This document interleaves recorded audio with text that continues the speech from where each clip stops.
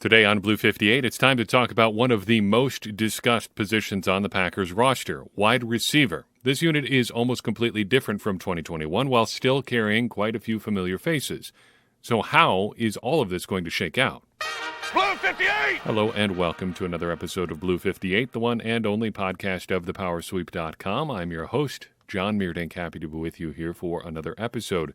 Just a reminder that we've got our ongoing podcast scholarship pitch process going on. Your pitches are due by 11:59 p.m. next Friday, not this coming Friday, next Friday, if you'd like to be considered.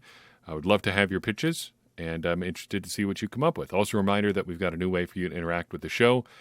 Check out our new voicemail option in your show notes through SpeakPipe. Listen to or give us your questions with your actual voice and hear yourself in a future episode of Blue 58. Fun thing. I think it's going to be pretty cool. All right. Wide receivers. Packers wide receiving core is unusual in 2021. No more Devontae Adams. No more Marquez Valdes-Scantling. No more Equanimeous St. Brown. You know, varying levels of input there on the Packers wide receiver depth chart, but just the fact that none of those guys are around anymore speaks to a bit of turnover in Green Bay. On top of that, they've added two, at least three draft picks this year. Christian Watkins, Romeo Doubs, and Samori Toure. On top of that, you throw in Sammy Watkins, and you've got an entirely different receiving core, more or less. They carry over Alan Lazard and Randall Cobb from last year, as well as Amari Rodgers.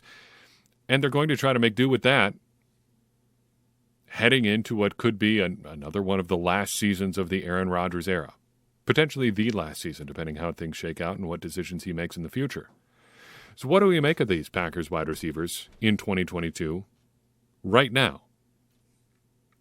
Frankly, I have a hard time contextualizing it because I don't know if I've ever really seen anything like it. Thinking back over the time that I've both covered the Packers and, been a Packers fan, the only two seasons that really come to mind are 2015 and maybe more accurately 2002.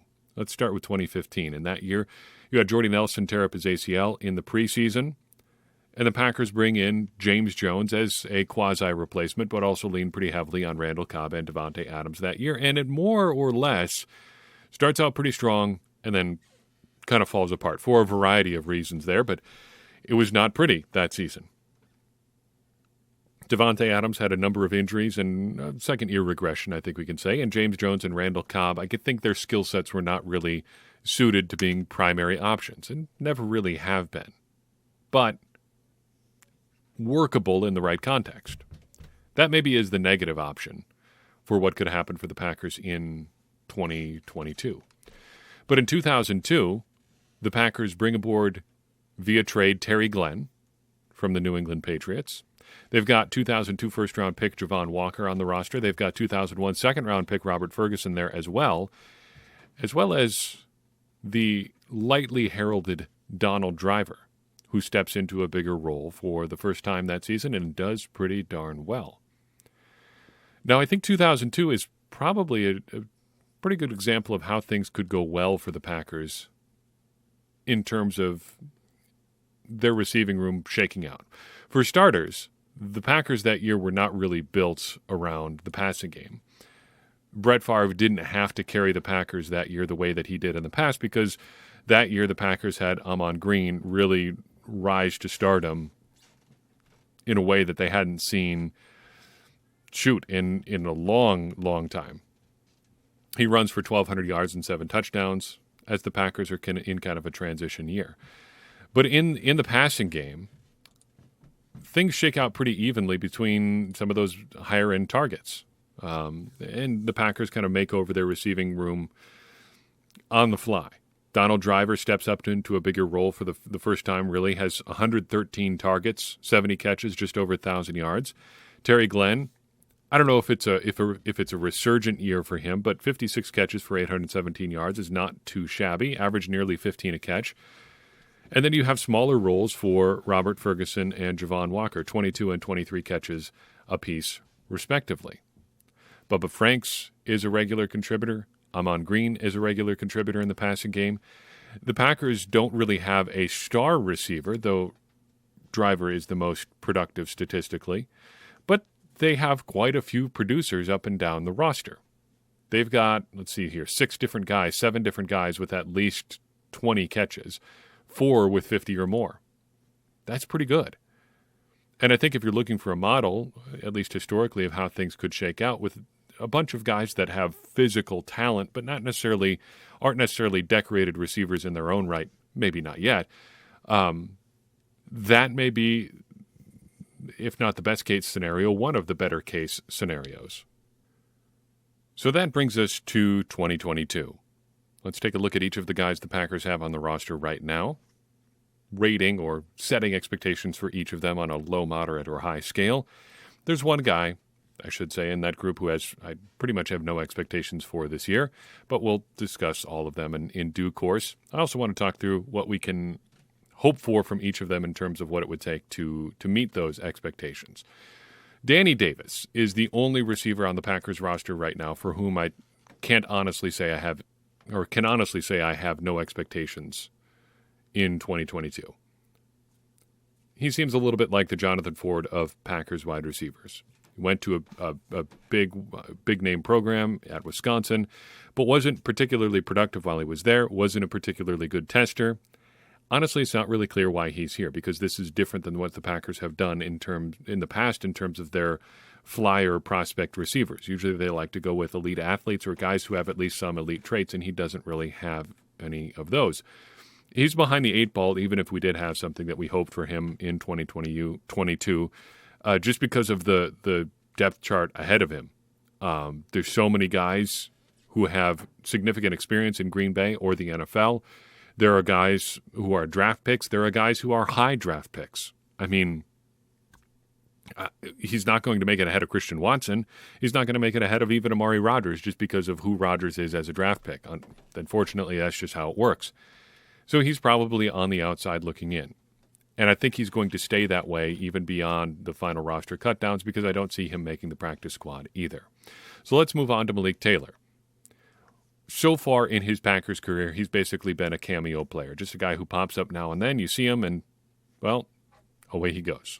He disappears again for a few weeks. But he has stuck around, and I think it's easy to see why. He's got fairly good size, got good physical attributes. He can return kicks. He can cover kicks. You can work with a lot of that. But in terms of what we expect from him in 2022, I think we have to have pretty low expectations because he's in danger, I think, in very real danger of getting depth charted out of town. He's not bad per se by himself, but the Packers added at least 2 new versions of him. You've got Romeo Doubs who can do the special teams, or Romeo Doubs who can do the special team stuff, who's a pretty good receiver, who's a good athlete. You've got Samori Toure, who in a lot of the same areas is as good or maybe better than Taylor is. So how can Taylor then stick around? How can he meet expectations this year? Well, it's like I said there, stick around. If he manages to stay on the practice squad, it's a win for him because there may be opportunities at some point this year. And I think he is going to spend some time on the practice squad this year. It may not be a full season stay, but we haven't seen the last of Taylor in Green Bay yet, I think just at least in part because of that special teams ability. I wish I could say the same for Juwan Winfrey because a lot of people, and the Packers included, seem to really like him. To me, he seems like the more offense-oriented version of Malik Taylor. Has some nice attributes, a good size, speed pairing for Winfrey, but there have just been too many additions around him. When the Packers needed wide receiver bodies last year, they turned to Juwan Winfrey ahead of Malik Taylor, ahead of Amari Rodgers, but now they've got other options. So our expectations, I think, have to be accordingly pretty low. He, too, is getting depth charted out of towns. Doubs and Toure are going to take Taylor's reps on special teams. Guys like Christian Watson, Sammy Watkins, and, again, Romeo Doubs are going to take Winfrey's snaps at wide receiver. I think there's a chance that he's going to stick around. Not a big one, but I think that is his avenue towards meeting expectations this year. However, even though there's a chance he'll stick around, I think ultimately he won't. I don't think he's going to make it to the practice squad this year. I think the Packers would prefer special teams depth to wide receiver depth, and at wide receiver, I think he still has just pretty limited upside anyway. So I don't think he's going to end up sticking around in Green Bay this year on the 53 or on the practice squad. Samori Toure. I think you can position him as the latest in a long line of fairly interesting seventh-round wide receivers. We already talked about Donald Driver, drafted in 1999. Throw another one your way, Charles Lee in 2000. Fast forward a few years to Brett Swain in 2008, Kevin Dorsey and Charles Johnson in 2013, both interesting prospects, though they didn't do much in Green Bay. Jeff Janis in 2014 is probably the recent epitome of seventh-round interest at wide receiver for a lot of Packers fans. And then in 2017, Malachi Duprey was the object of everybody's attention for quite a while, though he did not stick around in Green Bay or the NFL for all that long. Toure, I think just by definition of his role, is going to have pretty low expectations in 2022. We're not going to see a lot of him on offense, but I think there is a good chance that we're going to see a lot of him on special teams. He seems like the guy the Packers are going to turn to a lot as a punt team gunner, maybe some stuff on kick return and kickoff coverage. And I think that's his ticket to meeting expectations in 2022. He's got to carve out a role on special teams. And when he's out there on offense, because he may show up from time to time, he just can't look out of place. Look like you belong on an NFL offense. I think Toure is going to stick around, and I think he's going to make the 53. In fact, I think he will end up leading Packers wide receivers in special teams snaps this year. That's my big, bold prediction for him. What about fellow draftmate Romeo Doubs as we move into the more moderate expectations category? Doubs seems like a good litmus test for scouting because he was pretty darn productive in college, on offense and on special teams at Nevada. He has good physical attributes. It seems like he can do a lot of different things. And yet he slid to the middle rounds of the draft. So did the scouts get it right? Should he have been drafted there, or should he have gone higher? What's the accurate read on him? If you're looking just before his career even gets started, he has the guy or the profile of a guy who's either going to wash out of the league with barely a second thought, or in a few years we're going to be asking ourselves, how could a guy like Romeo Doubs have lasted this long in the draft? I think for 2022 the expectations are in the moderate range. He has the ability, I think, to play a really big role for the Packers. But given the depth chart and given his own developmental curve, I think you have to wonder whether or not he will. I think he is going to end up on the field quite a bit, just because the Packers are going to be searching for options for, I think, a lot of this season. Meeting expectations for him, I think, ends up looking like a plus version of Samori Toure. A little bit of special teams, a little bit of offense. Just don't look out of place wherever you end up. I predict that Doubs is going to have more than 20 catches this year. I think he is going to end up on the field quite a bit at some point, either due to injury or ascension. And he will end up being a fairly noteworthy contributor if, noteworthy is 20 or more catches. Circling back to 2021 draft picks, how about Amari Rodgers? Now, my thoughts on Rodgers, I think, have been pretty well articulated to this point. But I think it's interesting that we're already doing the best shape of his life storyline with Rodgers here in his second season. We've talked, at least the Packers media at large has already talked about how he has lost some weight from 2021. Apparently, he had gained weight over the course of the 2021 season. Came in at 212 pounds, gained about 6 pounds over the course of the year.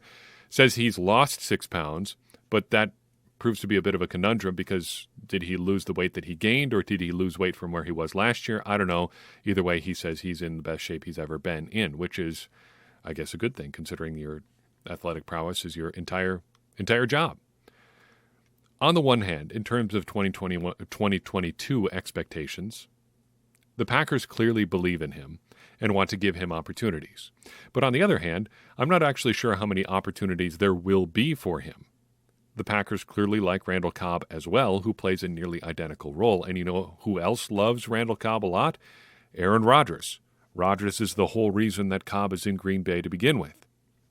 There's also the slight matter of whether or not we should have confidence in Rodgers' ability to take advantage of opportunities when they arise. He had more than a few opportunities to return punts last year, and it didn't go well, no matter how many opportunities they seemed to give him. Sure, he did break a couple noteworthy returns last year, towards the end of the season in particular.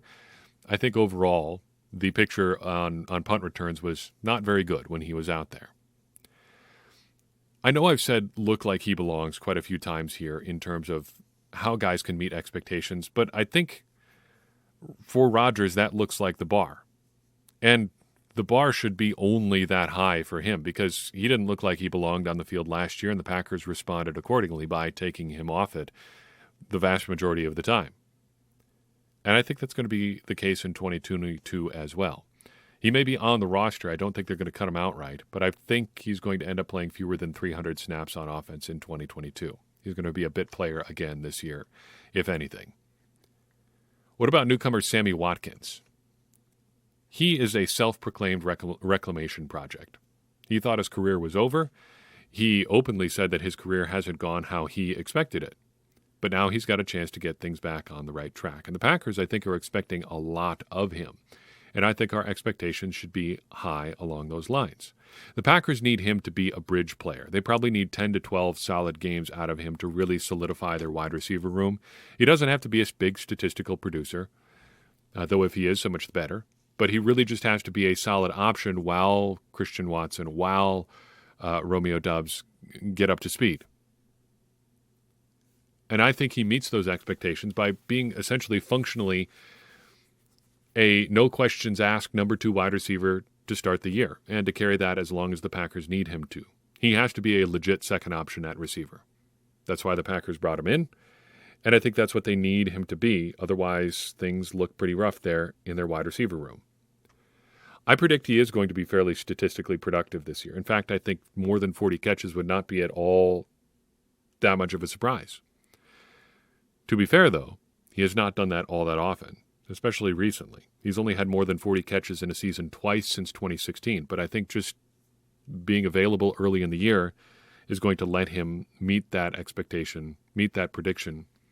I don't want to say easily because 40 isn't inconsiderable, but I think he can get there.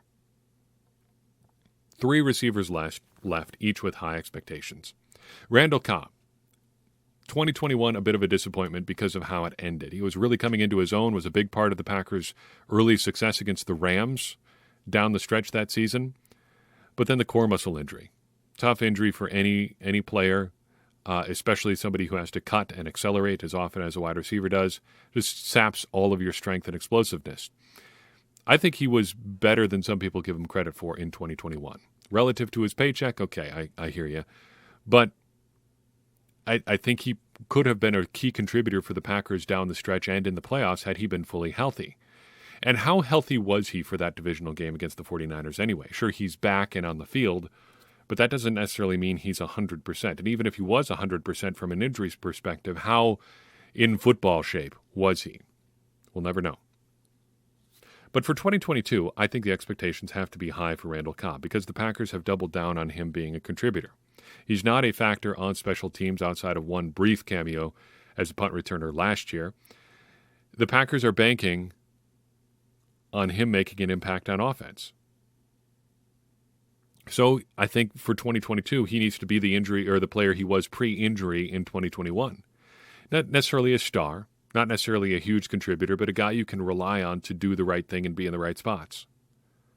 I think he's going to do that again, and I think he, if he's healthy, is going to be fairly statistically productive again because Aaron Rodgers is going to get him the ball. And I think Randall Cobb is going to finish 2022 top 5 in targets on the Packers. Next up is Christian Watson. I would put him as my second highest expectations. I would peg him with the second highest expectations among Packers wide receivers. Just because of a few things. First, because he was their first receiver off the board. Secondly, because they traded up to get him. Thirdly, because they need him so much. And fourthly, because he has so many tremendous physical attributes. In our pre-draft preview process, we noted that his top relative athletic score comparison was Calvin Johnson. And to be clear, he is not Calvin Johnson. Not athletically, not as a receiver. But as we said during the pre-draft process, if you're shopping in the same neighborhood as Calvin Johnson, you're doing pretty darn good. As a prospect, he, to me, is like the offensive Rashawn Gary. He has every imaginable physical trait you could want. He has size. He has speed. He can jump. He's explosive. I mean, it's all there. But the production wasn't there at North Dakota. He wasn't a dominant statistical performer, though he was plenty good, as we pointed out in the pre-draft process as well. But he's not as productive maybe as some people would have liked him to be, and a lot of that probably had to do with the situation in which he played than the player himself. If he played, well, just as a for instance, if he swaps places with Romeo Doubs and plays at Nevada, where they are force-feeding him the football all the time, his stats probably look a lot better. But that's what not what North Dakota did, and so Watson's stats suffered a little bit. But the Packers still took him high. They still traded up to get him. And so I think your expectations have to be high as well. And you don't produce as a wide receiver the same way you can produce as an edge rusher. He can't just get pressure on the quarterback, can't just affect the quarterback. He has to be making catches and gaining yards and scoring touchdowns. And I think to meet expectations, he really just has to hit those production thresholds. And I think for him, it's 40 catches and 600 yards. I predict he's going to meet that, but I think that's about where he needs to be in terms of having a successful rookie season. Last guy standing here is Allen Lazard. He's the Packers' number one receiver by default. And he's been a fascinating player to watch because I think he's legitimately improved each and every year. So let's see him keep growing. His expectations have to be high in 2022. He is the best existing blend on the Packers of pre-existing production and familiarity with the Packers' offensive system. Sammy Watkins obviously has been relatively productive in the past, but he's new to Green Bay. Randall Cobb was productive way back in the day, but he has declined physically and is not the player he once was, though still good in the right context. So from Lazard, we need wide receiver one production to meet those expectations.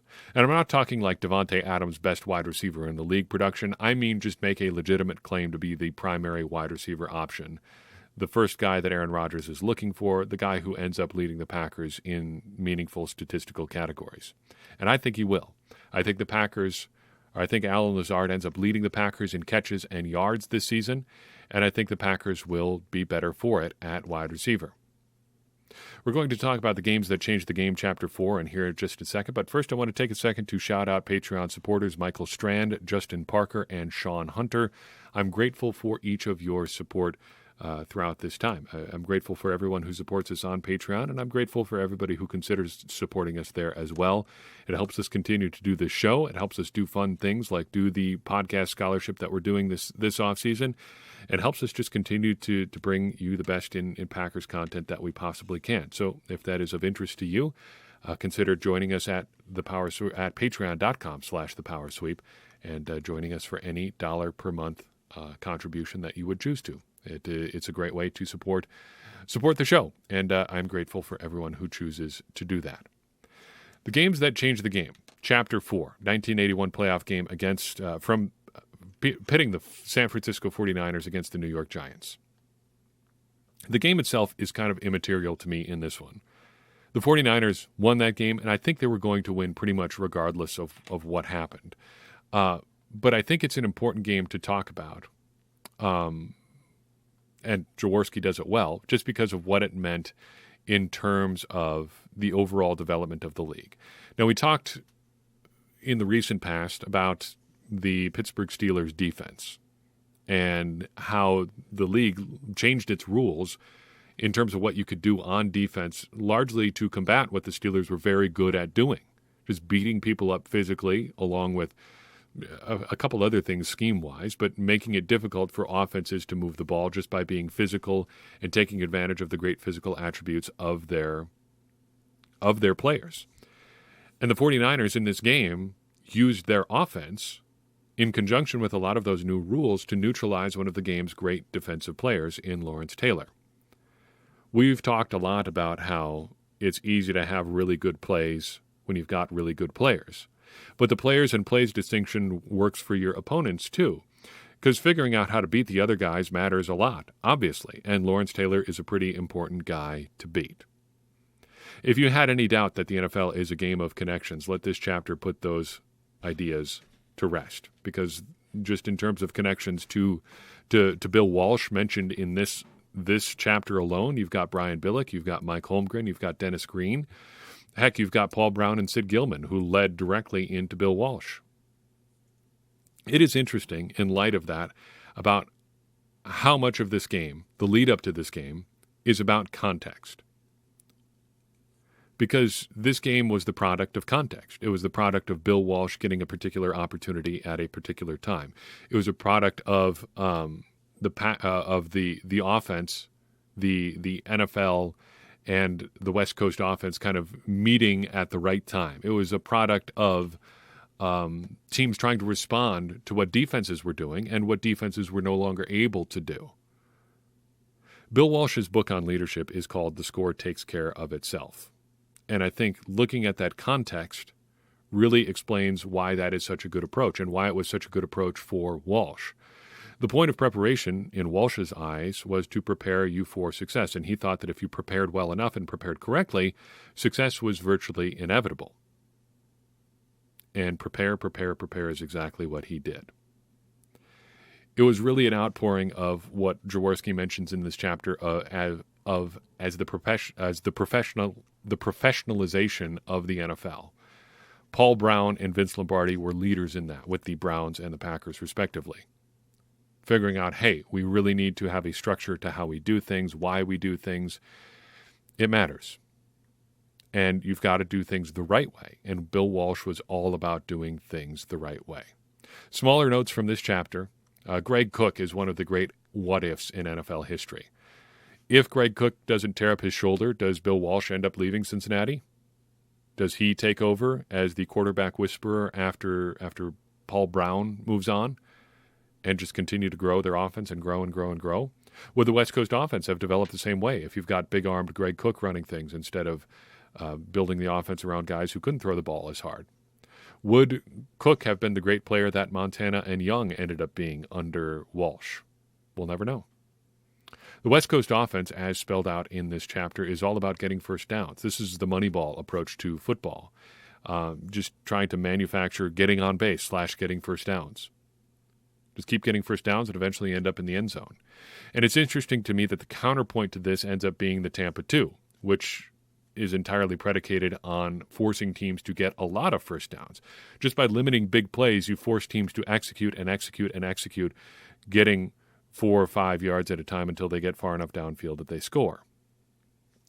As the Tampa 2 proves, that's hard to do. It's hard to execute at a high enough level to keep stacking first downs that you get into the end zone. Jaworski in this book, I thought, really downplayed the Paul Brown / Bill Walsh schism. He says that Brown may have thought that Walsh wasn't tough enough to be an NFL head coach. It doesn't really matter what the outside impression was, because the inside story on that is much, much worse for Paul Brown, because Jaworski only hints at a pretty small part of the story. The truth is that Paul Brown was actively sabotaging Bill Walsh's career. He went out of his way to prevent him from getting head coaching interviews. When people called about Bill Walsh, he said in no uncertain terms, you do not want to interview this guy. He's going to ruin your franchise. Which makes me wonder, how come nobody ever called Paul Brown's bluff and said, if this guy is such a bum, why do you keep him around?